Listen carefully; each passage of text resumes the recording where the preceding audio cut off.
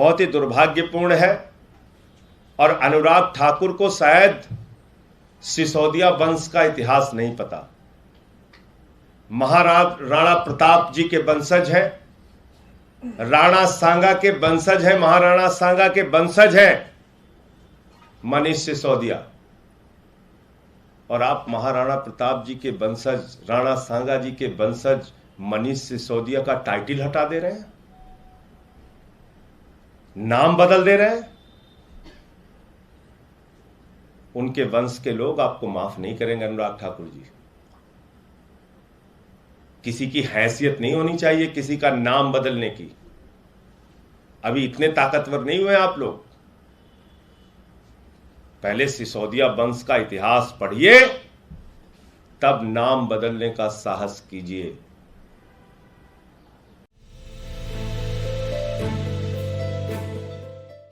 अब एक एक करके मैं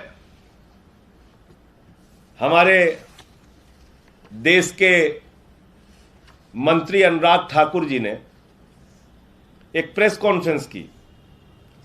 उसमें उन्होंने कहा कि दिल्ली में वो सरकार जो बुजुर्गों को तीर्थ यात्रा कराती है, जो माताओं बहनों को बस की फ्री यात्रा कराती है, जो निःशुल्क बिजली, निःशुल्क पानी, निःशुल्क शिक्षा, निःशुल्क स्वास्थ्य देती है, जो बुजुर्गों को, विधवाओं को, दिव्यांगों को 2 गुना 3 गुना पेंशन देती है, वो बेवड़ी सरकार है।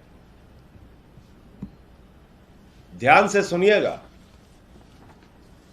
शराब बेचकर किस राज्य में कितना राजस्व आता है, कितने धन की प्राप्ति होती है, उसका मैं आंकड़ा पढ़ रहा हूं, और आप अंदाजा लगाइए कि बेवड़ी सरकार कौन है। पहली बेवड़ी सरकार योगी आदित्यनाथ की सरकार, उत्तर प्रदेश की सरकार। कितना राजस्व आता है शराब बेचकर? 21.8%। दूसरी बेवड़ी सरकार कर्नाटक की सरकार। कितना राजस्व आता है भारतीय जनता पार्टी की सरकार को वहां पर? 20.6%। तीसरी बेवड़ी सरकार मध्य प्रदेश की शिवराज सिंह की सरकार। कितना राजस्व आता है मध्य प्रदेश में? 19.9% शराब बेच के। बेवड़ों की पूरी फौज खड़ी करते हो और दिल्ली की सरकार को बदनाम करते हो।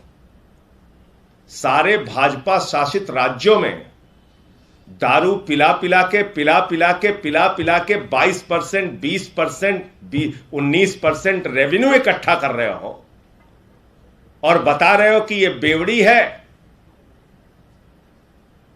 खोज की जाए क्या कितने बेवड़े घूमते हैं भाजपा में? कौन कितने बजे दारू पीना शुरू करता है और कब खत्म करता है? चर्चा करोगे इसके ऊपर? बताइए आप, योगी आदित्यनाथ जी की सरकार 22% राजस्व शराब बेच के कैसे पैदा करती है? बताइए मध्य प्रदेश की सरकार 20%, 21% रेवेन्यू कैसे पैदा करती है? कर्नाटक की सरकार कैसे पैदा करती है 21% रेवेन्यू? और भी तमाम राज्यों के दिए हुए हैं। तेलंगाना में है 15%, आंध्र प्रदेश में है 11%, राजस्थान में है 14%, तमिलनाडु में है 5.8%, हरियाणा भारतीय जनता पार्टी की खट्टर की सरकार। कितना रेवेन्यू आता है यहां पे? कितना रेवेन्यू आता है? 13.7%, 14%। यह हरियाणा की खट्टर की बेवड़ी सरकार।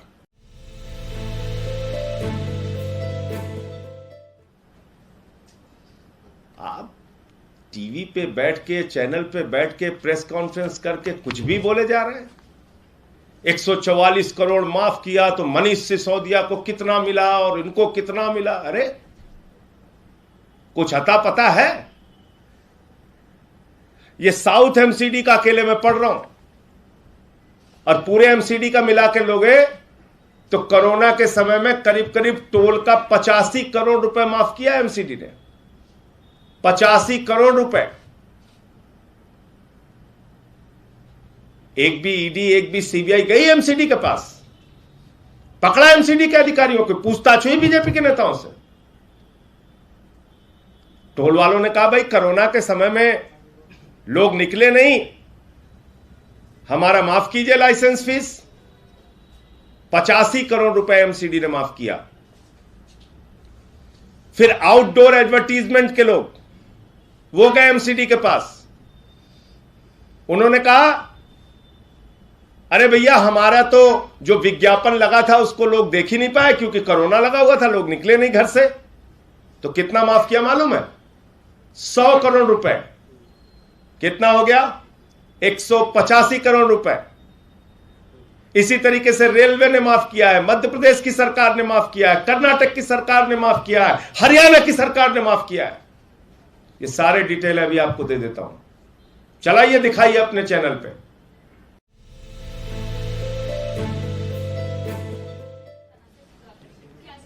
देखिए, आम आदमी पार्टी के पास 2 राज्यों में सरकार है।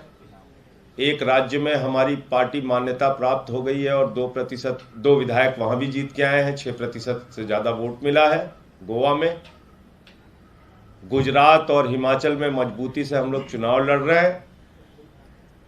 पूरे देश में आम आदमी पार्टी का विस्तार बहुत तेजी के साथ हो रहा है और 10 सांसद हमारे राज्यसभा में हैं।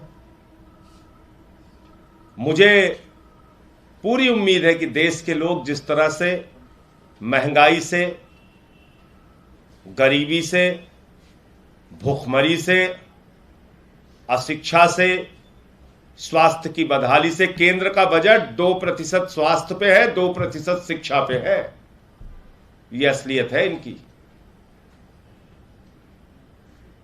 तो सारे लोग जिनकी कमर टूट गई है महंगाई से, वो किसान जिनकी आय दोगुना करने की बात कह के उनका वोट हासिल किया गया था, वो बेरोजगार जिसको 2 करोड़ नौकरियां देने का वादा करके उनका वोट लिया गया था, वो व्यापारी जिसको टैक्स में राहत देकर उसके व्यापार को गति देने की बात कही गई थी, वो माताएं बहनें जिनको महंगाई से छूट देकर उनके चूल्हे को अच्छे ढंग से जलाने की बात कही गई थी, वो सारे आज दुखी हैं।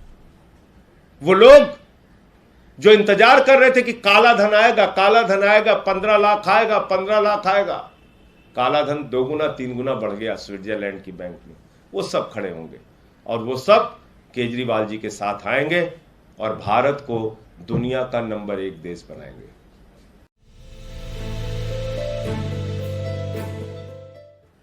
एक बात साबित हो गई कि सीबीआई के इतने बड़े छापेमारी के बाद 31 स्थान की, 22 स्थान की, 25 स्थान, लंबे चौड़े छापेमारी की बाद भी, जिसका घंटों तक प्रचार किया गया कि बहुत बड़ा छापा पड़ गया है, सीबीआई अब तक कुछ नहीं बता पाई, सरकार अब तक कुछ नहीं बता पाई, मोदी जी की सरकार कुछ नहीं बता पाई कि क्या निकला,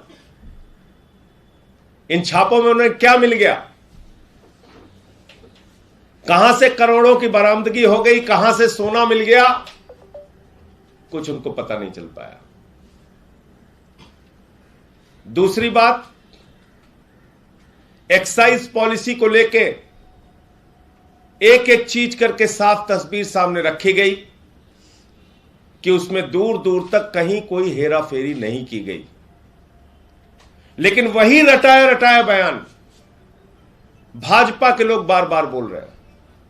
एक ही रटा रटाया बयान, 144 करोड़ की माफी, 30 करोड़ की माफी। अरे उसकी असलियत तो जानो, समझो तो। आपको समझना ही नहीं है।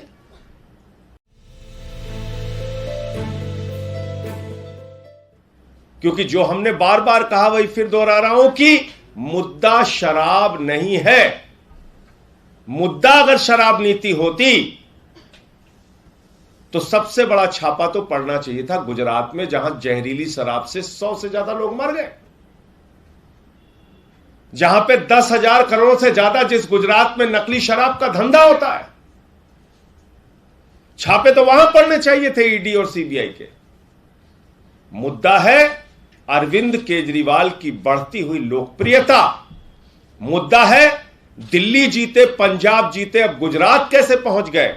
मुद्दा है जो बात दिल्ली में करने की कहते हैं और करके दिखाते हैं केजरीवाल, वही योजनाएं गुजरात में अनाउंस कर रहे हैं और वही फ्री की बिजली, वही शिक्षा, वही स्वास्थ्य की व्यवस्था गुजरात में कैसे देने की बात कर रहे हैं केजरीवाल। और इसके कारण से उनके दो जो सबसे लोकप्रिय मॉडल हैं, शिक्षा के और स्वास्थ्य के, उसको बदनाम करो। बदनाम करने के लिए पहले स्वास्थ्य मंत्री को जेल में डालो, अब शिक्षा मंत्री को जेल में डालने की तैयारी करो।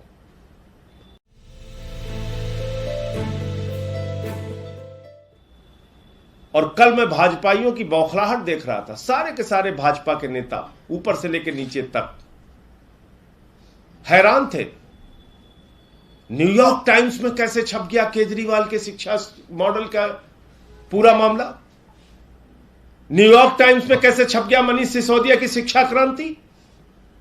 कैसे ये फोटो छप गई? अरे न्यूयॉर्क टाइम्स को तो छापना ही नहीं चाहिए था। और जानते क्या कह रहे थे टीवी चैनल पे? कह रहे ये न्यूयॉर्क टाइम्स तो जो है वो देश के खिलाफ खबरें लिखता है। न्यूयॉर्क टाइम्स तो ऐसा अखबार है जो भारत के खिलाफ कुछ लिखता ही नहीं।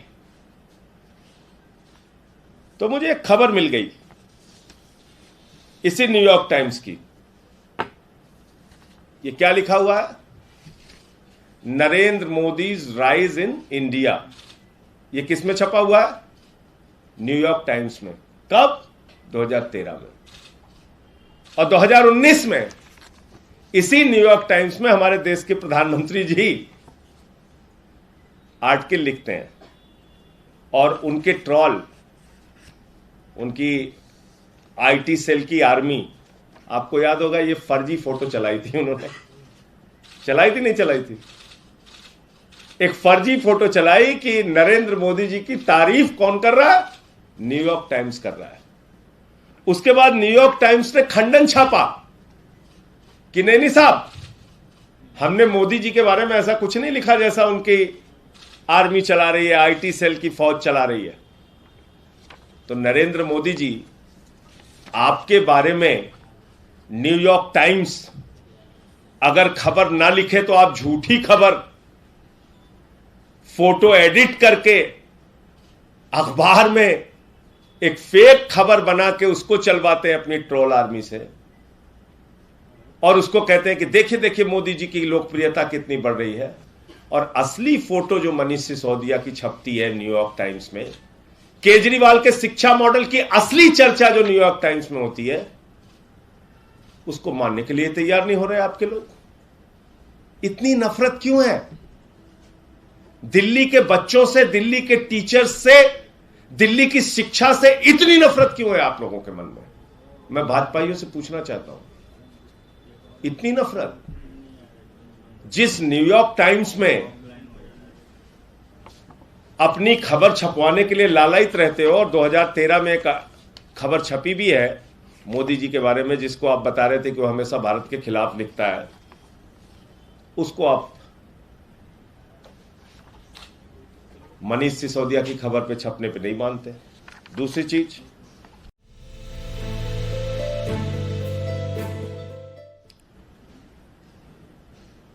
आपको क्या लगता है इस तरह की सीबीआई से, ईडी से, बंदर घुड़कियों से आम आदमी पार्टी रुक जाएगी क्या? अरविंद केजरीवाल जी रुक जाएंगे क्या? उनका भारत को दुनिया का नंबर 1 देश बनाने का सपना और मिशन रुक जाएगा क्या? नहीं रुकने वाला है मोदी जी।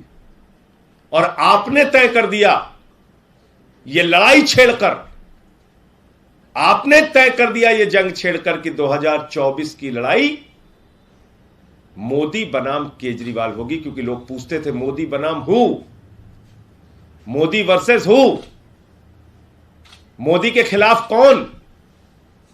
तो आपने खुद जवाब दे दिया, आपकी पूरी पार्टी ने जवाब दे दिया कि मोदी के खिलाफ अरविंद केजरीवाल। 2024 की लड़ाई मोदी वर्सेस केजरीवाल, 2024 की लड़ाई आम आदमी party versus Bharatiya Janata party. और अब आपके साथ कांग्रेस भी शामिल हो गई है, वो भी आपके साथ खड़ी हो गई है।